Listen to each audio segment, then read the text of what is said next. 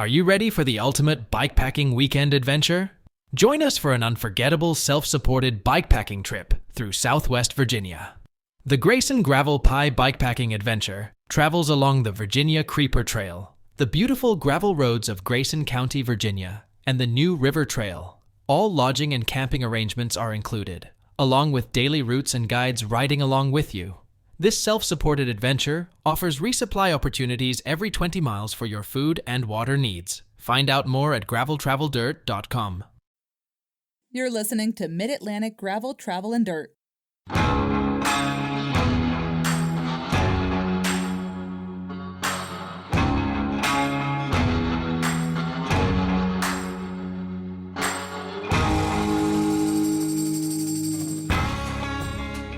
Hi, everybody. I'm Brian. I'm Joey. And I'm Jess. And I'm Shawn. Folks, if you're new here, this is the podcast where we talk about gravel bikes, adventure biking, bike packing, bike camping, or just playing bikes. Joining us tonight, Shawn Romano from Kate's Mountain Challenge. That is a new gravel race. This is first year for that, right, Shawn? It is. First year, brand spanking new gravel race in White Sulphur Springs, West Virginia. Welcome, Shawn. It's good to have you with us. Oh, thank you for having me. Before we get into Kate's Mountain Challenge, and we've got Blake settled down because Joey made him a peanut butter. Is it peanut butter Kong? Yep. Good. With blueberries in it. Good. Ooh, really? Are you serious? Yeah. Yes. That sounds delicious. Our dog eats lots of fruits and vegetables, just like we do. Would you make me a peanut butter and blueberry Kong? That would be awesome. Yeah. Before we get to that, though, I got some great discount codes to share. On either the Salt Stick website or the JoJ website, when you reach the checkout, use the code LOVEYOUBUY to take 20% off all your items. Over at Cutaway USA, use the discount code GTD20 to take 20% off your order. And if I don't think this discount will apply, but if you're going to Croatan this year, have you seen? You guys have seen. I know that Joey and Jess, you've seen the jerseys that Philip they're has amazing. put together for Cutaway this year. Because Matt had, when he was on the podcast a couple of weeks ago, talked about embracing the speedway and the NASCAR heritage of the starting location. Yeah. And there is a Dale Earnhardt Intimidator jersey, Jeff Gordon Rainbow jersey, and then a Richard Petty STP color jersey. Super awesome stuff. Great job, Philip. So soon to have a Travis Pastrana one. And he finished 11th, I think. Yeah. That was pretty awesome. He would have top 10 too if someone didn't screw him up. I think he caused the wreck, though. No. I don't watch it. I don't know about that. Not only am I confused when you guys talk bike parts, now I'm confused when you guys talk race cars. We're talking NASCAR. I have no idea what you're talking Not about. Formula One. Travis Pastrana, who's an Annapolis native. Yeah, been a name around here for a long time. He's an old customer of mine. Really, up at Parvilla? Yeah. He did the whole bike thing for a while too, right? He still rides all the time. Does he? Yeah. He finished 11th at the Daytona 500. Yes. So, good job, Travis. I'm sure he's a listener. I mean, right? Most definitely. Oh, of course, definitely. 100%. If you're in the market for a hydration pack, check out Orange Mud. Use the discount code FF23RAINS to take 15% off your order. I'm going to put those discount codes and the links to all those good places in the show notes so that you can find them and do what you need to do, and that's buy stuff with a discount, because otherwise you're losing money. It's the way that it works. Now, Joey, tell us about Monster Cross. I got a crack of the week. We got a crack of the week. That was a good crack. Yeah, it was. Congratulations. It's the Distill Brewery. It's that peanut butter porter that we had probably a month or two Definitely ago. either it's Blake smelling like peanut butter or you smell like peanut butter Both. now. I'm not sure. And later, too. Yeah. That's what you got. You got that from Nadine, right? No, I got this locally. Oh, okay. I'm going to try that at some point. Anyway. Monster Cross. Monster I'll Cross. sum it up really quick. Jess can put in her 2 cents. Went to Pocahontas Saturday afternoon, camped. Campsites are amazing there. Pictures look good. We used an RV spot, which was great for a rooftop inn, and Larry slept in the back of his truck with his tent thing. Everything was perfect there. Little bathhouses in each direction you could walk to with plumbing. There's showers. There's woodshed. There's playground if you have kids. Did you take anybody behind the woodshed? Larry took the woodshed. Kill me. It's a great setting, and like we're pulling in, and the like race course is running through the campsites. Oh, that is so much fun. Yeah, all the signs, and then Stokesville, that happens. Yeah. We had a great evening. Had some nice Jess's first experience eating dinner at a campfire, and I made her eggs and stuff on the fire. But yeah, sped through that. It was a cold night. It was like the coldest night we've had in months. Oh yeah, like a month down here. Yeah. And now it's going to be 80 on Thursday. But I had lots of hot hands in my sleeping bag. yeah, Okay. And I said that to my students, and they were like, "What are you talking about?" And I was like, "Those things that you shake and you put." Okay. yeah. I thought you were talking about Joey. No. No, the camping was great. At last minute, we decided to switch up from mountain bikes to our gravel bikes. I noticed that. Pictures. I knew the course was more gravel. I had enough feedback from my great friend on Instagram. Mm-hmm. And I'm glad we made that choice because 80% of the ride was gravel bike oriented. The other 20% was single track, which was a blast, where the mountain bike would have been great. But yeah, I didn't want to push that mountain bike. There is a lot more climbing than was advertised by like 700 feet. Wow. So I'm glad I didn't take my single speed. So I did put a Redshift on Jess's bike, which made it a lot more comfortable for her. Did you like that? Nice. Sorry, Joey. Usually my hands, I'm like complaining, Joey, I can't feel my handlebars. Not at once at all this point. My hands Excellent. were totally fine. Yeah. It felt really good. You're going to But- notice that at Croatan with the washboard. If you remember that from last year, you're going to notice that. The only thing I will say is that was you were up and down all the time, changing a little bit of everything versus like a long road ride where you are more stagnant. So it's going to be more exaggerated, like when we rode at Point yeah. Lookout. So Yeah. I'm not saying it's going to take it away, but it helps a lot, the Redshift. Yeah, Jess ran her Terravale 42s. I ran my 47s. It was great. Like there was 800 people there. Oh, it was a who's who, a veritable who's who. I just kept looking around and everyone's like, "Hey, Joey," or "I see someone," and it's just like, "Oh my!" Like everyone's here. So some of the rundown that I saw on Instagram was Gordon was there. Yep. Wow, The rundown just goes on and on. Matt was there. I saw Matt was there. I saw He had all a of really, really pretty outfit on. Oh, really? Yeah, he had like Pretty. spandex pants. He and makes a like- living selling. I know. I really selling liked that it. stuff. I kind of want to ask him what his outfit was, but It's from Cutaway. Do Cutaway. you listen to our podcast? no, I do. But it's like it was like glossy spandex pants. Like they were Yeah, very from Cutaway. Well, he's a very appealing man. He's Yeah. a very handsome man, and he makes his living Selling handsomeness. selling feet pictures on the internet. Yeah. If you follow their Instagram, those are Matt's feet that you see all over the place. Now, I saw all of the outsiders were there, and they had quite the setup. Yeah. Did you get to hang out with them a little bit? See them? For a second, got some beans from them, but then it was timing was bad because I saw them right before the start, and then we were gonna talk after, and then timing. Pat. I was gonna talk to Pat, and then we all just left. Yeah. We'll be spending a lot of time with them next month. Yeah. It just keeps coming going. Chris, from Lancaster now lives in Arlington. Mhm. Was there? I mean, Wilson from Kona. It just, like I said, the list keeps going. Going and going and going. I saw a lot of people that it's just like, hey, I didn't even. Yeah. Anyway, Matt from Bike You know- Doctor was there. Like it was. Gabe was there. Gabe road raced on Saturday. Did really well on his bike, and then switched his wheels out on his Crux. That's brilliant. I And did love really that. well. I love that. Gabe lapped us. We La- were. Larry finished 13th in his age. Yeah, group, Larry finished about 15 minutes behind us doing 2 laps. right? Okay. We were coming to the crossroads where you can, like, you're literally at the finish, but you hang a right and then do like an extra 8-mile loop Uh-huh. where the single track is. And we're in the middle of this open field, and everyone's like, "Hey!" I'm like, "Why is all the people like waiting around?" And the pros were coming through, and they lapped us. Oh. They blasted through. Okay. Gotcha. And that was, I've forgotten. I mean, the names I remember. I saw Gordon twice. Jeremiah was in that group. DC Velo guy, and it was pretty cool. They just flew. Nice.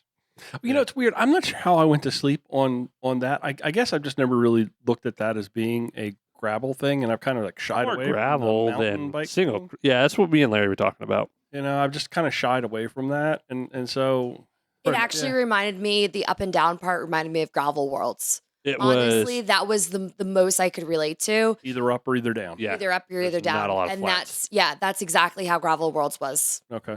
Yeah. Almost 2,000 feet of climbing for 25 miles. I'm just And always. that's only 2 hours away from here. I've always looked at Croatan as being sort of like the kickoff. The $150 sort of like the season kickoff is. thing here, and now I'm feeling like Monster Cross is kind of Monster Cross has been going on forever. I know people have been doing it. I know, but it just feels like there's more. But at the same time, you might have snow. Yeah, Like we got fortunate. Yeah, it was cold at night, but it was 50, 60 degrees or quickly. Yeah. So, but that was kind of it. Like Jess had a blast. We had a good weekend. nice. I mean, Pocahontas is not far away for us. I think we're going to do a shop retreat there soon. We had talked about going down there one weekend, and then there was like some kind of a Couldn't running get in a race or campsite. something. There was a running race thing. I'm glad we didn't go when Yeah. all those people were there. Yeah. But we will be back probably over Jess's spring break. Cool. I with had the lots mountain of fun. I did get lapped by lots of people, That's fine. but Who it was cares? very fun to. We got lapped by we finished. That just means And you the get to best- see all we- the people. We finished in the best spot ever. Fun. Fun spot. But that was just good because you got to see all the people Yeah, multiple times. and I got to stop and use an actual bathroom. I didn't Okay. have to pee on the side of the road or anything like that. That was really good. I had so much fun. I ate my boba bars. We stopped every 5 miles. We talked.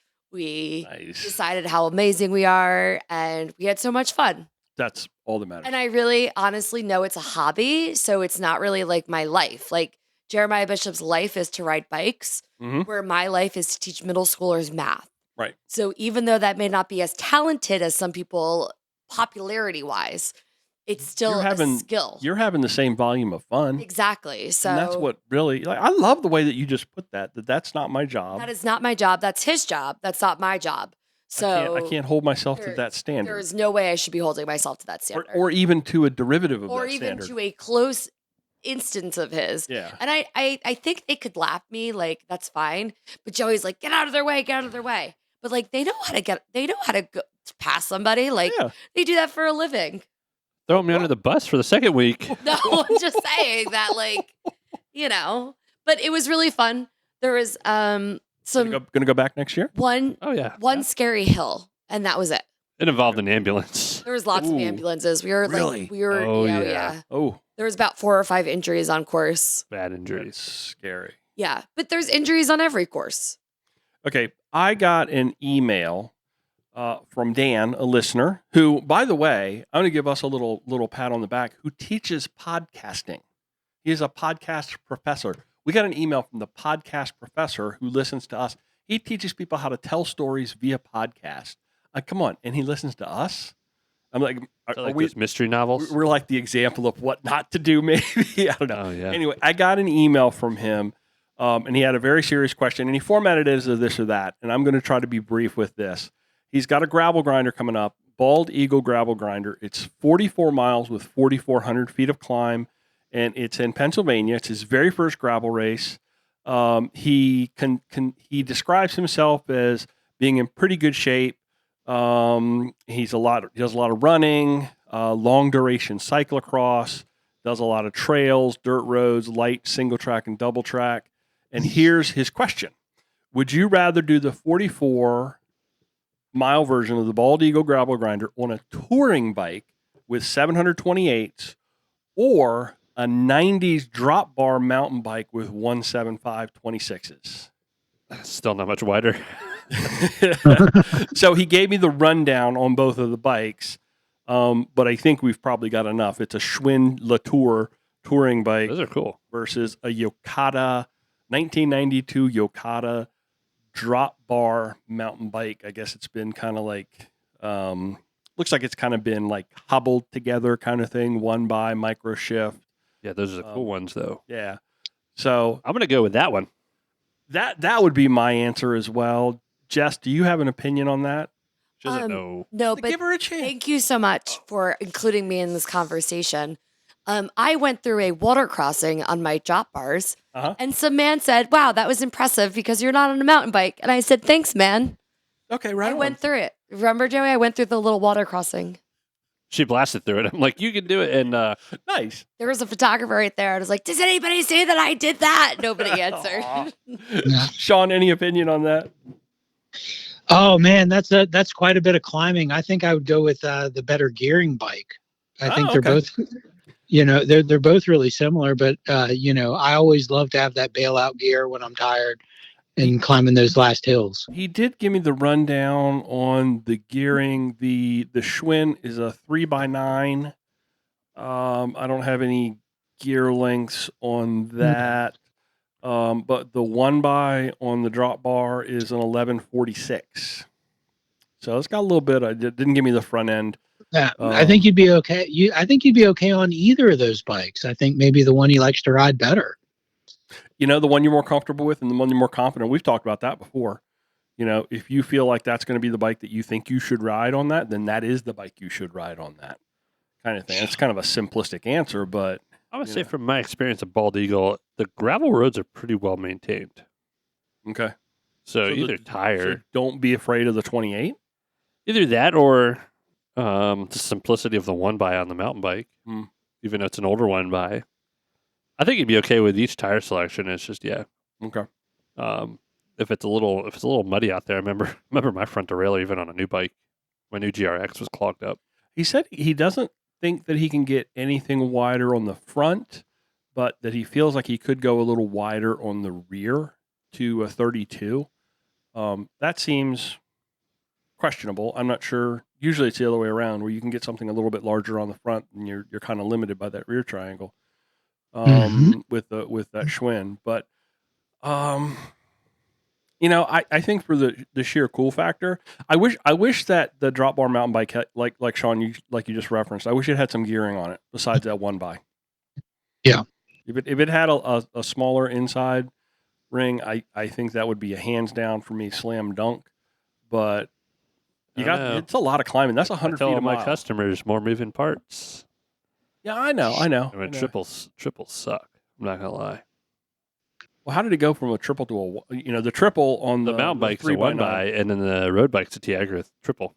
Tiagra triple, yeah. Yeah. I don't know. I think for me, there's a comfort factor that comes into play too. That's a long day on 28s. But if I'm hearing you correctly, Joey, if those roads are well groomed, this is April. This is an event that's early in the season, spring, summer, or winter thaw, spring thaw from winter.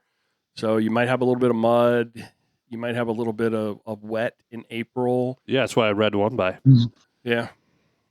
Yeah. You're not clogging up your front derailleur Yeah. in multiple gears. Sorry, Dan. I'm not sure we've been a whole lot of help. I would say if it's going to be wet, those 28s would be kind of exciting on the descents. Oof, yeah, yeah. So, I that might be a game time decision based upon weather conditions too. I think are going to come into play a lot. Honestly, I mean, if it's wet and ugly, then there's no doubt then it's perfect. I'd be on that drop bar mountain bike. And if it's dry and smooth and fast, then maybe you can get away with those 28s, because that's really what it comes down to. Yeah. And the gearing is, I mean, you might need to think about the fact that you're going to have to walk a little bit on that 1x with that gearing. Not with a 46. I don't know what's in the front. It's a 1x, but I don't have the size on the front. Yeah, mountain bike, it might be like a 32. Okay. A typical 1x versus a double or triple next to it, mostly a double next to it, the only gear you're losing is your hardest gear. Okay. If they're set up similarly. So if they'd have gone from a 1x, you're going to not worry about running out on the 1x down to the descent. You're probably gonna run out of a gear on the down. You're not going to run out. You're not going to want your climbing gear is not going to run out if you do it properly. Gotcha. That's where I was getting at. Gotcha. I hear you. Okay. Real quick before we jump into Strava Club, this weekend is our big shop fundraiser for the Mountain Bike Club. Yes. All right. I got some awesome goodies from Specialized. Evan is sending me a box from Nittany Mountain Works. Matt gave me way more than I ever could have expected from Ridge Supply. Wow. We got some sweet stuff to give away. We have stuff from the club. So if you're out and about in Southern Maryland and you listen, that's Saturday from 4 to 7 at the shop.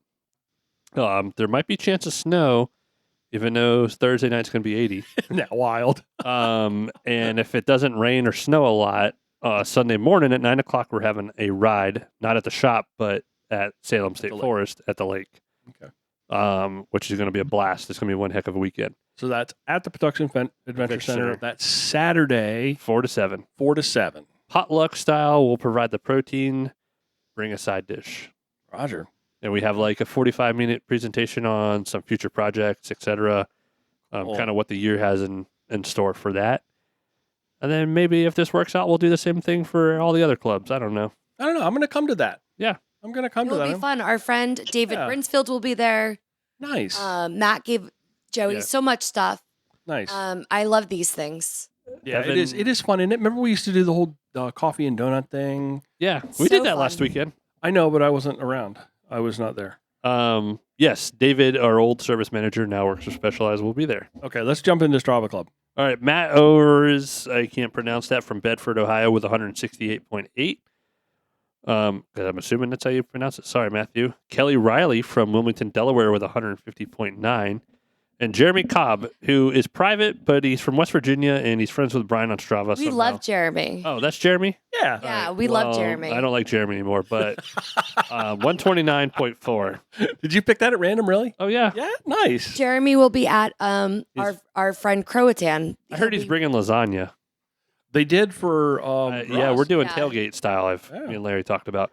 Shawn, were you up for the tailgate that was going on at the top of the hill in the field? Were you up there for that at Grusk? Yeah, you guys gave me buttons, and I rode with Jeremy on Sunday. And you calling him out on this Wow. on this podcast, he is not going to be able to get his head through a door. But he's so nice. I love him. I love him. That was a lot of fun. It That was. a lot of It fun. was so much fun. Well, could Jeremy take me in a tickle fight? Yeah, Oh. yeah, probably. Probably. Dang it. Well, okay, the reason why Joey said that is because Gordon said there should be more tickle fights on the podium because he was having a tickle fight on There's the a tickle front fight? podium. There was a tickle fight on the Look at his- podium? look at his Instagram. Yeah. 100%. Oh, I love that. Oh, I do. I won't. Gordon was rocking our hat. No, we really. I gave it to him, yeah. 100%. And he wore it around. Nice. What a nice well, guy. maybe I'll meet Jeremy at Croatan. Yeah. Yeah. I'm sure it's going to be. We're going to be shoved into the entirety of turn 2. I talked to Ted today. Wait, Ted is two going turn- down. Ted is going down a little early too. He's going to be in Raleigh, coming over early. We're going down in Forest Camp. I'm going to be there early Friday. So Good for you guys. we are. Some of us work. Well, okay. All right, you needed 100. It's just making funny because the other night, 118.8 to break in top 100. We went down from 892 to 891, and we're at strava.com/clubs/gravel travel dirt. So Blake has started whining. Now, Dan told me, he's like, he teaches podcasting. And he told me that when we mention and reference how Blake is making noise, that nobody can hear Blake. But I think if we ignore I hear Blake Blake. a It's lot, annoying. that he might start doing that barky thing. So, Yeah, I'm gonna step up here in a second. okay. So- All right, Shawn, let's dive into what you're here to talk about. it's really been it's great to have you join us. Where are you? Where do you rain from? Yeah, where are you calling from? I am calling from Charleston, West Virginia. Nice. The Tyler Childers song. There's a Tyler Childers song Correct. that talks about Charleston, West Virginia. Charleston girl. Charleston Yes. girl. Yes. Yeah, Yeah. exactly. We're famous for that. I was listening to a little Tyler on the way out to my ride this afternoon. Nice. Nice. Actually, Yeah. he Joey really likes listening to him, but I was in yoga the other day and our yoga teacher had Tyler Childers on and then Taylor Swift and then Taylor Swift again. And it was like so cool to hear all those musics together in a yoga class. That was really cool. What kind of Tyler Yeah. Childers song were they playing in a yoga class? I'll tell you later. Okay. Tell me later. Before we get to talking about doggone it, the name of the event again. I'm sorry, it's right here at the top of my notes. Before we get to talking about Kate's Mountain Challenge, tell our Mhm. listeners a little bit about yourself. Okay. Well, Shawn Romano from Charleston, West Virginia, and I've loved riding bikes pretty much my entire life. When I was like a little kid, like 52 now, I was all about the bikes and I took my paper out money and bought a real bike there in Morgantown. And my mom decided all of the riders, it was Greg LeMond era, had the little cycling hats, and as they were climbing out Duez, and my mom decided because she's in the medical field, decided I needed to wear a helmet, and she got me something that looked like one of those styrofoam coolers that you picked up at 7-Eleven. And I've been I've been riding bikes ever since. Took a little time off to raise my kids and started riding again about 4 years ago, and here we are. That's cool. That's cool. It's so many times you hear that story, and I'm from that same world too, where you rode heavy, through college years and just after, and then you have kids, and you kind of have to step away a little bit and do dance and stuff like that with kids, and then you come back full and strong. So it's just like Yep. a full life cycle thing. We're dinkwads. Yeah. Every day I spent on the benches outside the dance studio was worth it. Oh, absolutely. My kids are in their 20s now, and don't regret a minute of taking care of them. And I'm really happy to be able to do this now. Yeah, I was a dance dad. I had my oldest did competitive show. Did like you dance too? traveling. No, but I sat in a lot of auditoriums all day Saturdays watching a bunch of little kids dance. So We went and saw Shawn, my I niece know. for 4 minutes, but it was a 5-hour dance recital. Yeah, but you got to come and go. I was there from like 6 o'clock in the morning. Oh, no. And Shawn knows this too. We were there from like 6 o'clock in the morning to like 6 o'clock at night. It's a long day. Dang. Oh yeah. This has nothing to do with bicycles, but my daughters did ballet, and they always put on, it's the youth ballet ensemble, and I got drafted to be the king, so I was actually in Heck a yeah. ballet, Hot and dog. Is there video and or so- pictures of that? yeah, okay, so my kids were little, and I got a picture of that, and I stuck it in my drawer in my dresser. And so when my kids were like 16 years old and they're like, "You've never loved me," I pulled out this picture of me in tights, and I said, "This is how much I love you." Absolutely. That is brilliant. That's like a golden ticket. That's like a Yes, it that's is. like a get out of jail free card. So Yeah. what's the origin story behind Kate's Mountain Challenge? Okay, well, I come over to Virginia and do a lot of riding and love the gravel stuff. And where Lewisburg is just a fantastic place for gravel riding. That West Virginia border, and the ridge that's formed by where the tectonic plates crashed into each other has just fantastic riding. And we go over there all the time and we ride, and I just thought this would be a fantastic place to have a gravel race. And so we kind of just thought about it for a couple years, and then we go on these rides with my core group of friends, talk about it, and then this year we decided to finally make it happen. And we're going to have it in the town of White Sulphur Springs, which is a great little town in the Greenbrier Valley, and it's just going to be a fantastic event, I hope. Cool. Now, how far are you from White Sulphur Springs? We're about in Charleston. We're about 100 miles. Okay. But we have a place over there that we go to on the weekends, and that's where I get to do most of my riding. And so, it's just hand in glove. So Okay. Yeah, because I pulled up a map all at the same time, and I'm looking and I'm not seeing all these things coming together. And it's funny, that's so hard. So many gravel event directors, they take on events that are far away from home, and not only just to do it, we give kudos to folks. There's nobody out there getting rich putting together a gravel bike race, Right. except for maybe Dave. Dave might be getting rich. I don't know. But you're doing it out of the love of the event, and then then you add in all this travel stuff, and I know it creates sort of like this headache thing. So, but that's cool that you got a connection there, and that it's all in the same place. Who are the people behind the scenes? Because I know you're not doing it by yourself. Who else is out there helping you out? Okay, my life partner, Brooke Wallace. Today is our anniversary. It's our 14th anniversary today. She's helping me. I convinced her, suckered her in to helping me with this event. We've got Max Hammer, who owns Hammer Cycles there in White Sulphur Springs. That's a cool name. We have, That's a cool yeah. name. What was really funny was I saw him coming up on Strava segments, and it says Max Hammer, and I'm like, that's not that guy's real name, but it is. And Wow. He is a super great guy. He owns a bike shop there in White Sulphur.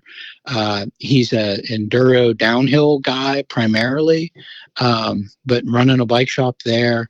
His wife, Sarah Elkins, and then Clay Elkins, who owns Big Draft Brewery. And so we got those those folks, and Max has helped our little like gravel team, Greenbrier Gravel, since its start. Got those folks on board and said, because we talked about this for a couple years, like, wouldn't it be great to have an event? And it just kind of, conversations. Well, we're getting our derailleurs adjusted or what have you, and it all sort of came together over the past year. Like, let's actually commit to doing this. And then Brooke, my partner, and I were like, well, let's take the reins on this and see what we can make happen. And it's been really exciting. Quite a bit more work than I thought it would be, but I think it's going to be a really fun time for everybody. Well, what are we've talked so much about it so far. We haven't even thrown out like the event date. It's end of July. What's the exact date? It's July 22nd. It's going to be a Saturday. Okay. So it's a Saturday event on the 22nd, White Sulphur Springs. Mm-hmm. Do you have any rider numbers, any caps on riders?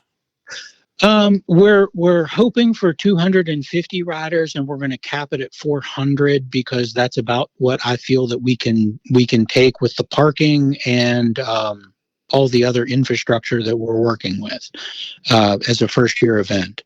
The town of White Sulphur, I've had meetings with the mayor, chief of police, the city services director, and they are welcoming us with open arms. Cool. It's the thing that's really going to make this event great is this is an event you can bring your non-riding family members to, and they have something to do while we go out and ride bikes. Isn't that great? That's fantastic. Yeah, there's, I've done a ton of races and a ton of events, and like Brooke is a non-rider, and she would love to go with me, but basically sitting in a field or a parking lot for 6 or 7 hours while I go ride, it isn't that attractive. And so what I wanted to do with this event was to make sure that the non-riding members of the family have something to do while the rider goes out and does their thing. Nice. Yeah. So Lewisburg, White Sulphur Springs, amazing little towns that don't get visited enough. And there's coffee shops, there's a couple breweries, there's shopping. They're amazing places, and it's a great area to spend a few hours or an overnight. And so by getting the buy-in from the towns and the CVB, I think it's going to be a great event for not only the riders, but also the non-riders. Absolutely. What's the, and I know you start and end at a brewery, correct? Did I see that right? Correct. Okay. Yeah, correct. Big Draft Brewery, it just got voted best brewery in West Virginia. They're going to be doing so they own the brewery, a restaurant in the brewery, and then a side restaurant called with a barbecue. And so they're going to be providing the food and the beverages to everybody. Cool. And they have a big courtyard with a sound stage. And so they're going to let us use the sound stage for Friday registration and packet pickup, and then Saturday the start. And then as everybody filters back in at the finish, we're going to have a band and everybody and feed everybody. That's what they're all about right there.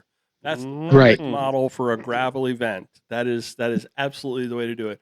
Come in on Friday, hang out, see the town, do the thing on Saturday, and then hang around Saturday night. Perfect. All right, let's talk about like what are your routes looking like? What kind of distances do you have, and what kind of routes are there? Okay, so we have 4 different routes.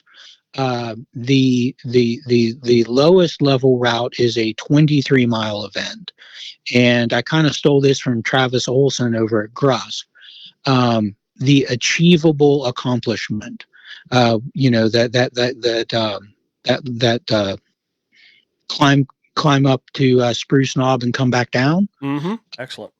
Okay, so every rider is going to climb to the top of Cates Mountain, and if you're standing in White Sulphur Springs and you look up, there's a mountain up there called Cates Mountain. And every rider is going to do that. And the shortest distance is 23 miles. The elevation from White Sulphur to the top of Cates is 1,500 feet. And at the top, there's an overlook. So the riders are going to start, and we're going to roll out. And I just got the permission from the Division of Highways. We're going to be able to close the main street of White Sulphur, and everybody's going to ride out through town from the brewery up about a half mile. I love that. Yeah. That's cool, man. That's awesome. Yeah, they're also going to let us use their athletic facility parking lot for everybody to park in the same space. And that's about like 0.1 miles from the start line. So you'll be able to park, set up your car, set up your pit area, and then just like coast down to the start line. We're going to run through Main Street of White Sulphur Springs, about a half mile, and then turn left, and then you're instantly and this is the amazing thing about West Virginia. You can go from this town with like the Greenbrier Resort, where they have a PGA golf tournament and the brewery and the bike shops and all of that, and within a half mile, you're on a gravel 1,500-foot climb. Nice. And so everybody's going to climb up to the top of that. At the top of Cates Mountain, there's an overlook, and that's going to be your first aid station. It's 5 miles, 1,500 feet. And at the first aid station, we're going to have a photographer there and a photo booth with like the town you just climbed out of back in the distance. And you're going to be able to get a picture taken of you, having met the challenge and climbed Cates Mountain. So for the 23-mile folks, once they get done with that, they're almost literally coasting back to the brewery. Oh, nice. Now, I actually don't normally do this, but I've pulled up a map.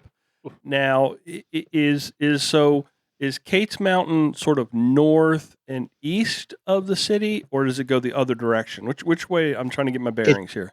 It's south. We're going to be going Okay. south from White Sulphur Springs. Okay, gotcha. Yeah, and so all of our routes are running south and then turning back north. Okay. Yeah, I see it now. Now I see Cates Mountain Lodge, so I'm kind of getting my bearings. That looks like a really cool little town. There's lots of stuff in there. It is a super cool town, and it also the Greenbrier Resort is there, which is like one of those premium 5-star. The professional golfers own homes in the Greenbrier community there. So if somebody wants to come and have a 5-star experience and do a gravel race, we can do that for them. The other cool thing about the race is we're surrounded by national forest right there too. We have the Mon National Forest, the Jefferson National Forest, and the Washington National Forest all right there. So if people are like, want to do dry camping up in the national forest for free, it's probably 12 to 14 miles into where they're able to camp. Oh, nice. Okay. You got a little dispersed camping up in there. Yeah, tons of dispersed camping up in there. And then within 6 miles of White Sulphur, we have Greenbrier State Forest, which has cabins for rent, and then your more normal camping spots. So if you want a camping spot with facilities, Like an RV you're hookup. within, you're within 5 or 10 miles, within way less than 10 miles from the start line. Okay. And then there's also like a couple different price tier options of hotels that you could ride your bike from the hotel to the start. Nice. Now, you said there's a 23-mile route, but there's 4 routes. What are the other distances, and what do they look like? Okay, so what we're trying to do is give something for everyone. Like my mom is coming down to do the 23-mile route. Nice. Yeah, and we really want it accessible for everyone, so that's why we're offering that 23-mile option with the challenge of climbing the 1,500 feet. The next option up is the 30-mile option, and that's where it starts to get real for people. The 30-mile option has 4,000 feet of elevation. Also very doable. There's nothing too steep, nothing too rugged.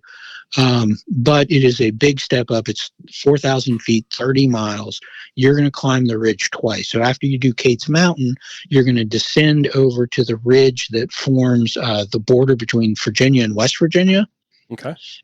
And so that's another big 1,500-foot climb, and then from there you come down back into White Sulphur. So if you have the Gravel Curious at the 23, you have the I'm challenging myself at the 30. The next route option we have is the 50, and that gets even harder. The 50 has 6,000 feet of elevation, and then we throw in the section called Broad Run Road, which is a never traveled county road, which is a descent, but much like the grassy downhill at Grusk, if you're not paying attention, you need to slow your roll on that downhill, but it adds a technical aspect to it as well. Now, I think you had some pictures of that on your website. That's kind of like a unmaintained Jeep road is kind of like the feel that I got from that. Is that an accurate assessment? It isn't. That is an accurate assessment. I tried to drive it in my Tacoma and didn't feel real comfortable doing that in my truck. But we then rode it with our bikes, and it is completely rideable. But you have to keep your head. And so we've named that the Don't Be a Hero downhill. So, so as you step up in distance, you're going to step up in elevation, you're going to step up in technical riding, but it's all very, very doable.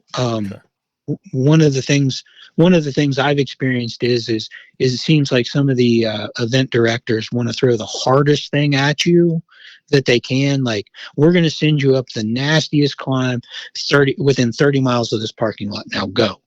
And that's great and that's cool, but also, when you start to get into like 18-20% climbs and you're running out of gears and you're running out of heart rate, that starts to not be fun. We're trying to keep it like, I think on the 30 mile, the steepest pitch is about 12%. Well, that's still hefty enough. Oh, it's hefty, and you're going to test yourself, and you're definitely going to see if your derailleur shifts into the largest cog. But it's also doable. Okay. Now, when we get to the 50s and the 70s, especially the 70s, where the 70 has 8,000 feet of elevation, and then we're throwing in a section that we call unroad. And okay, we're calling it unroad because it's much like that downhill picture that we have on the website there. It traverses up a creek bed, and it's not very long, it's not very steep, but you're gonna have to cross the creek about 4 times. So if you think you're going to come in and average, 18, 19 miles an hour, well, we're going to slow you down for that little section there. Could you just send it straight up the creek? That'd be fun. I'm going to send you a picture of my friend Bob, who's like 63 or 4 years old with his bike over his shoulder, and he's up to his chest in the water, sending it straight up the creek. You're not going to send it straight up the creek. No, you're going to have to cross the creek, and what they are, they're old farmstead. The road serviced old farmsteads. So what we wanted to make an accessible challenge for the shorter distances and a real challenge for the longer distances. Because if you're signing up for the 70, you're signing up for the 70. You know what you're getting into. So it should be good. We're going to have aid stations for everybody. The 23s are going to hit 3 aids. Everybody's going to hit 3 or 4 aid stations along the route. Nice. Yeah. 23 miles and 3 aid stations? Exactly. We want it to be a really great experience for people. Nice. And the one thing I took a note of is we're going to have porta-johns at every aid station. So you don't have to be on the side of the road, kind of a thing. Like remember Gravel Worlds, Jess, where people just like in the cow field, in the cornfields, like just everywhere you looked. So I've been in the woods this weekend. Okay. Good ride. You do you. You do you. What does the prospective rider? What's like the one or two things that they absolutely need to know going into this weekend? Uh, have fun. I mean, that's the one thing they need to know. I think that the way we have it set up is you know what you're getting into. Okay. I don't, I think the worst thing that you can have is to be like, like we were talking about that guy with which bike to pick, is to tell somebody that, oh, you can absolutely do this on 28s and you need 40s. I really think that I want everybody to be informed, know what they're getting into, know if they sign up for the 23, they're going to be very supported. If they sign up for the 70, they're going to have a big adventure, you know. So that would be the thing that I'd like to tell them. The other thing is that, we're West Virginia, and once you get off the pavement, you don't have cell service. So maybe to prepare yourself for, once you get out there, you need to be able to get your bike rolling again. We are going to be sweeping the course. We have truck support, and then in the areas that we can't get trucks, especially on that 70-mile unroad section, we're going to have dual sport motorcycles tracking the course to make sure that everybody gets off the course and gets picked up. But if you have a problem, help might not be there immediately. Right. So but they'll know that while it might not be there immediately, they're not out there by themselves. I think that's important. Oh, absolutely, absolutely, and and so one of the things I've noticed with the events and the races that I've done is that as you move into the higher distances and the more experienced folks, they're running GPS, they're running a bike computer. We'll have we'll have the final routes downloadable. Everybody will have the route. We will have folks at every crossroads to make sure that everybody knows where they're going. Okay. But I'd also suggest that you have that course on your GPS so you make sure that you're on the route. Okay. So if you go to a big crossing and there's nobody there, you might be off the beaten track. You might want to do a double check. Is what I'm hearing. Right. Okay. And so what we're going to do is we're going to have the aid stations and I don't know if you looked at the maps or not. We kind of figure 8 around. So we're getting people to tie back into these major crossroads. But everywhere that we have a turn, we'll be telling people, with signage, with ribbons, or with a human being, like, oh, if you're in the 23, go this way. If you're in the 30, go this way. Okay. To make sure that people are on course, stay on course, and don't have to second guess themselves. Perfect. That sounds great. That sounds like it's well supported. Yes. That's the way to do that. Any shout outs for event sponsors? Right now, the Greenbrier Valley CVB, Hammer Cycles, Big Draft Brewery have all been great. We're lining up a lot of lodging options for people. Greenbrier River Campground. Well, that's kind of a cool thing I want to mention. My friends down at so this is on the Greenbrier River, and they own a campground on the river, which is another place to camp. They have cabins. You can rent an Airstream trailer. What? But then if you're bringing your family, they run a canoe shuttle. Okay. And so like if you're racing and your husband or your kids want to go float in a canoe do a 5-mile float down the Greenbrier River, they will come pick you up, put you in a boat, pick you up at the end, and bring you back. Oh, that's cool. That's fun. Yeah. So that's a whole other thing that people can do while they're here. Dang. Or do it the day after the race. So you can hang out and do it after. Yeah. So like make like a 4-day, make like a super long weekend out of it is what I'm hearing is the best way to experience this is to like come in on a Thursday and then maybe not head out till leave on the following Thursday. Yeah. Just make an event out of it. That's awesome. Yeah. And I really want everybody to pick their, those choose your own adventure books. Like if you're the overlander that wants to tent camp in the national forest, it's right there. If you want to stay in a 5-star hotel, it's right there. If you want to go fishing, it's right there. The area has so much to offer for, so many different people. You get to pick your own adventure and have a great time. I guess what I'm not understanding is, I mean, this sounds like the perfect place to do something like this. You're really selling it. You're doing a great job. And it's like, why has nobody ever done this before? That's what's kind of like, because it seems like it is the perfect kind of place. You can stay high end. You can go, 5-star, or you can go camp in the woods. Or float a river. Float a river. And that's the amazing thing about West Virginia, is that you can do whatever you want, and it's cool. Like if you come down off out of the national forest, it's cool. If you walk out from from playing golf, it's cool, and you'll see all of those people at the brewery on Saturday night. Nice.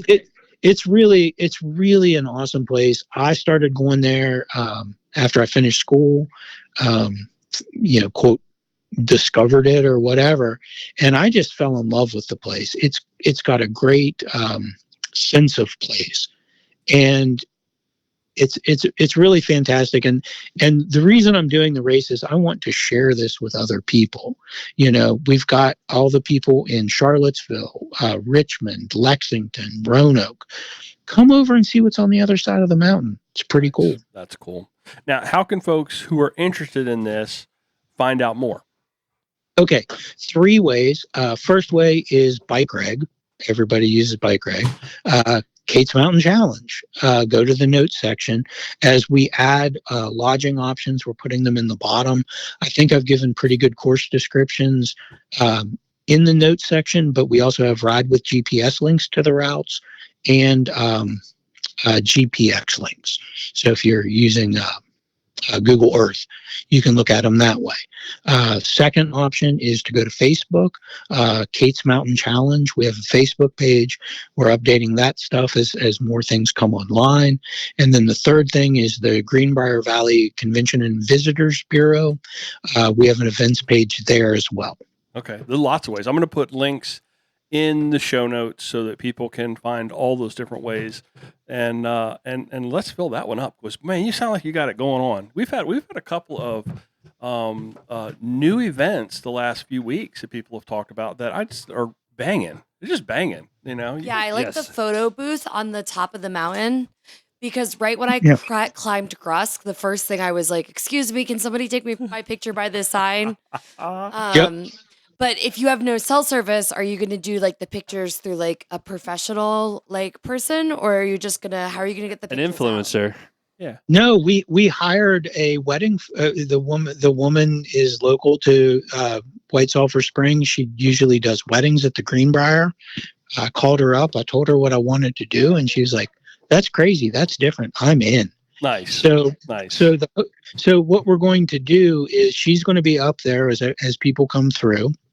And then when you get back to the brewery, you'll be able to download your picture from her for free. Nice. And then post it up on the socials or whatever. Just keep it for yourself. That's super cool. That's awesome. That's really cool. Love it. And the idea came from Grusk, because I've done Grusk a few times and always wanted my picture. And I was like, I'm just stopping and taking a selfie. Yeah. That's yeah. great. That's awesome. Well, listen, like I said, it sounds like a fantastic event. Yeah. Congratulations on pulling it together. We all know over here how much work it is that you're putting in. So thank you for doing that, and it's very appreciated. And let's blow this one up, folks. This sounds like it's fantastic. Oh, and one final thought. Mm-hmm. We are part of the West Virginia Gravel Series, which is a new series this year. Jason Martin is organizing that. So there's going to be a 5-race gravel championship series, and we're going to be the third of 5 races in that. Cool. So there's like a whole little bundle thing going on too. That's nice. I like that. That is fun. It helps. All these events are then helping each other, whether or not you're really racing them or not, but or floating them. We can send you our number 1 West Virginia fan, which is Larry Paris. Yeah. So we will be able to send him to your event. Not far off of Travis. Awesome. Yeah. And we'll see you guys. The West Virginia crew's coming to Croatan. So Yes. Yes, so excited. excited about I that. can hardly wait. I'm so excited. Can't wait for the that. tickle fights. Last time they had this huge blow up mattress. It was like probably like 6 inches. Like it was that high off the ground. Wow. You want to stick around for this or that, Sean? Oh, sure. Absolutely. I'm having a great time. Okay. Jess, Sean, you're first, then Jess, then me, then Joey. First this or that this week. Fly a kite or fly a balloon? Fly a balloon, it might get shot down. Yeah, I'm definitely going kite. Kite, flying a kite. Jess, you want to fly a balloon or you want to fly a kite? Um, You better control your balloon. balloons are like bad for Joey. Doesn't like balloons. Like Joey's very sensitive about balloons. Yeah, because they spy and they get Because- shot down. No, and- because of the water. Like they always end up Oh, in the yeah. water. So Talk about the trashy, just balloons. yeah, Joey does not like balloons. Like I've always wanted to do like a balloon photo shoot for my Instagram, and no, No. No, we don't do that. You could do a kite photo shoot. yeah. So I guess I'm going kite. Let's go with kite. Okay. I am. Did you guys see what the Goodyear blimp did on over Daytona? We were talking about Daytona earlier. Nope. It said don't shoot on the side of the. I thought that was brilliant. I'm definitely flying a kite. I'm going to go fly a kite, Joey. Why are we flying? Who flies a balloon? I don't know. It was balloons were in the news when I wrote the show Are notes. you talking about like that, like a balloon? I just wanted to use the word balloon. I just wanted to talk about balloons because balloons are trending, Yeah, I've given and it I'm too trying to influence people to fly kites, not balloons. I'm going to fly a kite. Okay, go fly. a Like kite. Richard, I'm going to race kites. That's true. I'm gonna Richard, cut other people's that's kites. true. He's a professional kiter. Yeah. Okay, this has got a little. You guys may not know. This has got a little West Virginia myth and lore associated with it. Mothman or sheep squatch? Sean, Um, I'm going Mothman. Mothman. Jessica's like, I don't even know what you're I talking don't about. need to read. I have no idea what you're talking about. They're just like these, like it's West Virginia lore. Mothman. There's like a creature You and don't know about Mothman? Mothman, and then sheep squatch is one that's I can't remember where that one Sam is. Squatch? Yeah, it's like a sheep thing. What are you going with, Jess? The sheep man You're thing. gonna go with sheep man? Yeah, let's go sheep Go man with thing. sheep man. jeez. I'm definitely going with Mothman because I've seen Mothman on a beer can. That's awesome from Greenbrier Valley Brewing. Joey, Well, thinking both of it. kind of scare me. Mhm. I mean, Mothman's definitely cooler, if you ask Oh, me. yeah. But it's really spooky. But me and Larry had a couple of those beers. Mhm. Saturday night, they were delicious. The Okay. black IPA. Mm-hmm. Oh yeah. But the movie was not my cup of tea. Okay. Mothman Prophecies. Yeah. So you're going with sheep squatch? No, I'm going Mothman. Or It's you're going just- Mothman? yeah, Okay. yeah. All right. Okay. Third item: Appalachian Mountains or the Rocky Mountains? It's easy. It's a no-brainer. Sean? Appalachia. Yeah. Appalachia. Yeah. 10 out of 10. Yeah. 10 out of 10. I guess I'm Would climb also again. going Appalachian Mountains. Mhm. My friend Gordon has a bike ride in the Appalachian Mountains. There's a journey. He's My doing a journey. friend Cynthia, I think, lives there Mhm. or close to it. Yeah, I'm definitely staying close to home. Those Rocky Mountains, they can have it. They can have it. They're good. They're go away. You Joey, ever heard of Appalachian oysters? yes. Yeah, I don't know who would be dumb to say Rocky Mountains. Yeah, no, nobody's There's saying something that. beautiful about Nobody's saying that. the Appalachian. Yeah, it's God's. It might not be as sexy looking with the big old rocky peaks, which the Appalachian has in areas, Mm. but it's beautiful and Yeah. everything about it. I love the rolling green that turns blue. Yeah. and, oh, it's just beautiful. Last item: put chamois butter on your seat post or fiber grip on your chamois. Oh, God. I don't know. They I am, both- I am definitely lubing the seat post there. Jessica, you have to say chamois butter. I'm guessing I'm going chamois butter. Yeah, because you're a butter girl, right? I guess. I Okay. mean, sometimes I don't even use chamois butter. I thought you were Aren't you a an ambassador for Chamois Butter? Yeah, but sometimes I don't use it. Okay. Well, okay. I would never recommend fiber grip on your chamois because that would end your day quickly and badly. Chamois butter on the seat post all the way, Joey. I'm gonna go fiber grip in my chamois. Okay. I like to see what I it like to feels live on the edge a little bit. Like that might feel good. You could start a it might trend. yeah. You do it. It might tick you a little bit. You might be a little raw. You never know. Well, it could. You might not anchor move. You. Yeah, it's going to anchor your butt cheeks in position, and then they don't move at all. Kind of like crazy. I'm going glue. fiber grip. All right. Finish line, not muck off. Fiber grip the butt all day long. Or anti-seat. I will say, the dog. We said dog emergency over here. I don't know if I've ever talked about it on here, and most people don't know, but Tony Martin is a professional cyclist, world time trial champion multiple years. You can Google pictures after this podcast where he used to put sandpaper on his saddle. His mechanic would. They would put so in a time trial position, it would help him lock himself, like you weren't moving. Oh, so he would actually like sandpaper. There was sandpaper on his saddle, like glued on his saddle, so that he would not move. So he'd not move. So he had the perfect position, and you're not sliding around. Wow. World champion also wears a white kit. His white kit was always bloody after races. Oh, yeah, because of the sandpaper on the saddle. Yep. Oh, dude, that's not worth it. World champion. I mean, there's like marginal gains. It might be 200 grit. It might be 60. That's what the grit is. I would go with 69 grit. But yes, that is a real thing. Google it. Oh, okay. I will. I'm going to do it. I'm going to use fiber grip. I'm going to do it this weekend and let you all know. Okay. I'm excited about that. I would say we all stick by our decisions here at Croatan and then regroup after and discuss. I'm down with that. All right. Well, listen, thank you, Shawn, for joining us. This has been a fantastic chat, and you got a great event, man. I'm excited for what you got going on out there. That's great.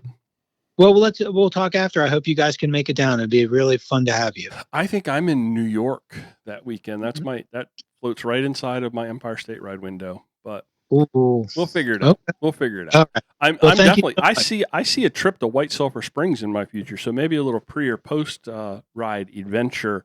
Maybe a little pre thing might be a lot of fun. Might go just to float the river. Yeah. All right, folks. It's about time we shut this down for the week. Thanks for listening to this episode of Mid-Atlantic Gravel, Travel, and Dirt.